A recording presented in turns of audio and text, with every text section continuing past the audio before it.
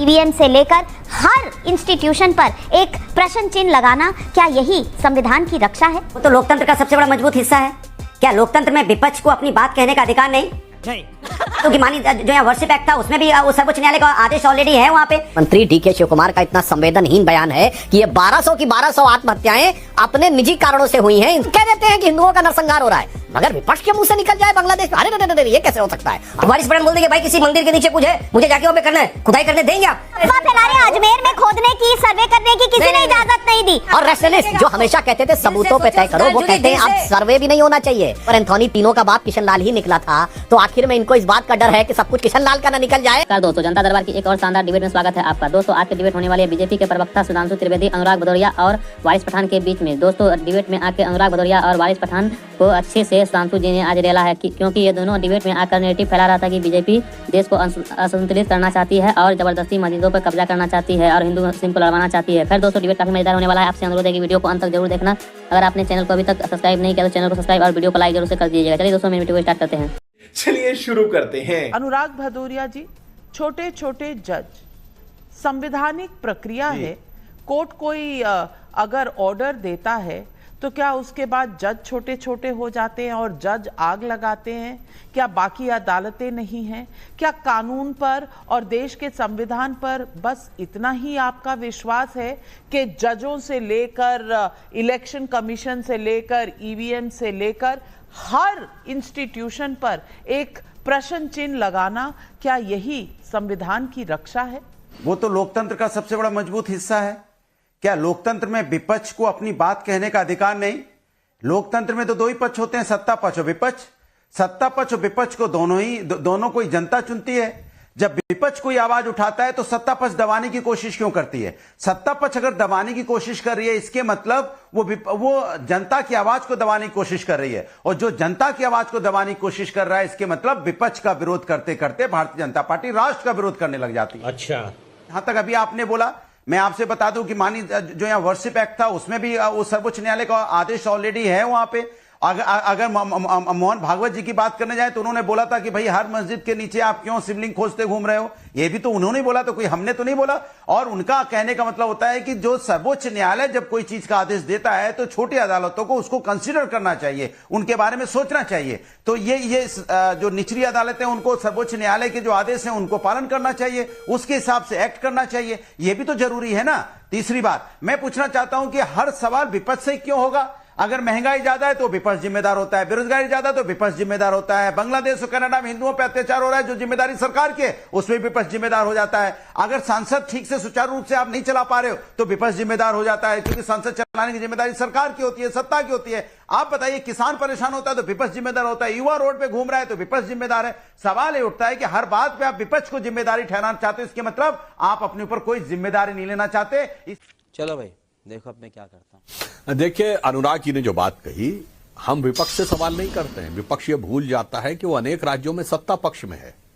भदौरिया जी को याद दिलाना चाहता हूं, किसानों का आप सवाल उठाते हैं तो कर्नाटक में 1200 किसानों ने आत्महत्या की है, और जिसके ऊपर कर्नाटक के उप मुख्यमंत्री डीके शिव कुमार का इतना संवेदनहीन बयान है कि ये 1200 की 1200 आत्महत्याएं अपने निजी कारणों से हुई हैं, इनका किसान से कोई लेना देना नहीं। ये तो सत्ता पक्ष से सवाल पूछा है।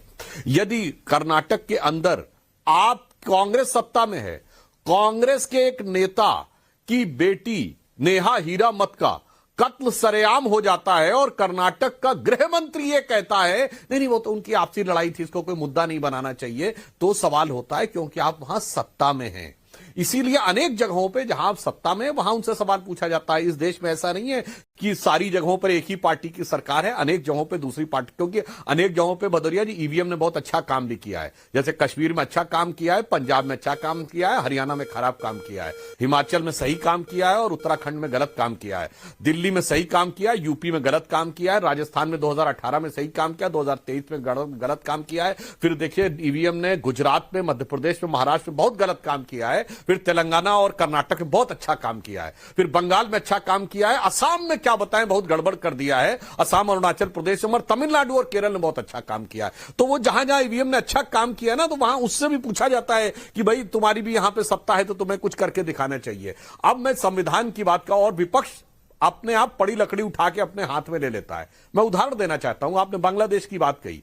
बांग्लादेश में हिंदुओं के नरसंहार के ऊपर आप कांग्रेस पार्टी का कोई ट्वीट देखिए, राहुल गांधी के ट्वीट में हिंदू शब्द, नरसंहार, वायलेंस शब्द ही नहीं है। हां, जो उनका फिलिस्तीन और हमास और गाजा पे है कि ह्यूमैनिटी के अगेंस्ट में क्राइम हो रहा है, मगर बांग्लादेश में नहीं है। बस नॉर्मलसी होनी चाहिए, सिचुएशन रेस्टोर होनी चाहिए। डोनाल्ड ट्रंप कह देते हैं कि हिंदुओं का नरसंहार हो रहा है, मगर विपक्ष के मुंह से निकल जाए बांग्लादेश में, अरे ये कैसे हो सकता है। आज वहां इस्कॉन मंदिर के बिलो, नहीं वो सब, उस पर कुछ बोलने की जरूरत नहीं है। क्या बात है सर का जी, जो लोग आपका टीवी देख रहे हो कि हिंदुओं के लिए है प्लेसेस ऑफ वर्शिप एक्ट, यानी अगर आपको ये लगे कि आपके धर्म स्थल भी किसी चीज के ऊपर दबा के, आपका धर्म स्थल दबा है तो आप कोर्ट नहीं जा सकते। और मुस्लिमों के लिए वक्फ बोर्ड एक्ट, कि अगर वो क्लेम कर दें कि जमीन आपकी है तो भी आप कोर्ट नहीं जा सकते।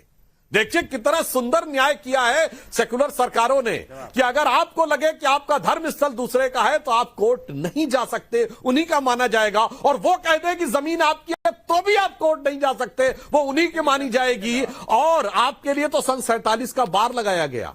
मगर वक्फ बोर्ड में अगर कह दे फला नवाब ने 300 साल पहले दिया था तो जमीन उनकी, फला बादशाह ने 400 साल पहले दिया था तो जमीन उनकी, 150 साल पहले दिया था तो जमीन इनकी। ये जो अद्भुत न्याय किया है, क्या संविधान की रक्षा की है, अद्भुत रक्षा की है। मैं दर्शकों के विवेक पे छोड़ता हूं और सारे प्रबुद्ध दर्शकों से कहता हूं, प्लेसेस ऑफ वर्शिप एक्ट भी पढ़िए और वक्फ बोर्ड का चेंज किया हुआ एक्ट 2013 का पढ़िए, फिर आपको समझ में आएगा कि इस देश में शरिया को सुप्रीम कोर्ट से ऊपर किया गया है। निवेदन करूंगा कि आप संविधान की तो बात करना ही छोड़ दीजिए। अच्छा, जिस चीज का पालन नहीं करते, जो संविधान हमको डॉक्टर बाबा साहेब अम्बेडकर ने दिया है, उस संविधान का तो आप पालन करते नहीं, उसकी तो धज्जियां उड़ाते, तो फिर उसकी दुहाई क्यों दे रहे हो आप? झूठी बात क्यों करते हो आप? आखिर उस संविधान को अगर हम मानते, सुधांशु जी, तो आप तो राज्यसभा के मेंबर है, पार्लियामेंट के अंदर बैठते, उस संविधान की शपथ लेके आप गए। वहीं पर एक कानून पास हुआ था प्लेसेस ऑफ वर्शिप एक्ट, जिसका आपने जिक्र किया 1991 का। उसमें क्या लिखा था? 15 अगस्त 1947 तक के जितनी भी धार्मिक स्थल है उसका आप नेचर कैरेक्टर चेंज नहीं कर सकते। आप पूरे सर्वे कर सकते हैं। अरे ओरल ऑब्जर्वेशन है जज का, पर सर्वे क्यों करना है आपको? आपकी मानसिकता क्या है, आपकी मंशा क्या है, आपका इंटेंशन क्या है सर्वे कराने का? अगर कल को वारिस पठान बोल देंगे सुधांशु जी के घर के नीचे कुछ है, मुझे वहां पे खुदाई करना है, अलाउड करेंगे? वारिस पठान बोल देंगे भाई किसी मंदिर के नीचे कुछ है, मुझे जाके वहां पे करना है, खुदाई करने देंगे आप? मानसिकता क्या, आपका मंशा क्या, ये तो पूरा देश जान गया। इसीलिए अभी आपने नविका जी इतनी बड़ी बात कर दी। 800 साल पुरानी अजमेर शरीफ की दरगाह ख्वाजा अजमेरी की, जहां पर मैं समझता हूं कि जवाहरलाल नेहरू जो पहले प्रधानमंत्री थे वहां से लेकर आज के प्रधानमंत्री नरेंद्र मोदी तक जितने प्रधानमंत्री रहे सबने वहां की मान्यता रखी, वहां पे सम्मान दिया, वहां पे चादरें चढ़ाई। मगर अब इनको लगता है कि वहां पे जाके नीचे खोदाई करना है इनको। तो किस दिशा में देश को लेकर जाना चाहते हो? क्यों नफरत इतनी भरी है तुम्हारे दिलों में? क्यों बीजेपी और आरएसएस नफरत फैला के देश में हिंदू मुसलमान के बीच में एक आग लगाना चाहती है? मगर आपके खुद के सर संचालक, आपके बॉस वो मोहन भगवत बोल रहे हैं कि क्या जरूरत है मंदिरों में जाके, मस्जिदों में जाके आपको शिवलिंग ढूंढने की। उसकी बात भी आप नहीं सुनते। मगर मैं पूछना चाहूंगा, उन्हीं के इशारों पे तो सब हो रहा है। वारिस पठान, आप अफवाह फैला रहे हैं, आप अफवाह फैला रहे हैं। अजमेर में खोदने की, सर्वे करने की किसी ने इजाजत नहीं दी, अभी तो नोटिस हुआ है। आप क्यों अफवाह फैला रहे हैं? सर्वे की बात कर रहा हूँ। सुनिए सर्वे क्यों करना चाहते हैं सर्वे ये लोग? चलिए बताइए मेरे को, क्या जरूरत है सर्वे करने की? क्या पूरे हिंदुस्तान की हर मस्जिद का सर्वे किया जाएगा? क्यों चाहते हैं लोग हर मस्जिद में जाकर ढूंढना मंदिर है या नहीं है? आपने अजमेर का नाम लिया तो अजमेर में सर्वे की कोई बात ही नहीं है। की बात करते, हमने हमारा वजूखाना खो दिया। देखिए नाविका जी, लग ही नहीं रहा है कि एक वकील बोल रहा है। और देखिए लेफ्ट लिबरल सेकुलरिस्ट और रैशनलिस्ट जो हमेशा कहते थे सबूतों पे तय करो, वो कहते हैं अब सर्वे भी नहीं होना चाहिए। वारिस पठान साहब, कोई खुदाई करने की जरूरत नहीं है। अब ऐसी टेक्नोलॉजी आ गई है कि रडार मैपिंग टेक्निक से नीचे दिख जाता है, पेट का चीरफाड़ करने की जरूरत नहीं है, अल्ट्रासाउंड से दिख जाता है कि आपने पेट में क्या क्या छुपा रखा है। यही समस्या है आपके साथ कि आप चीजों को सामने नहीं आने देना चाहते।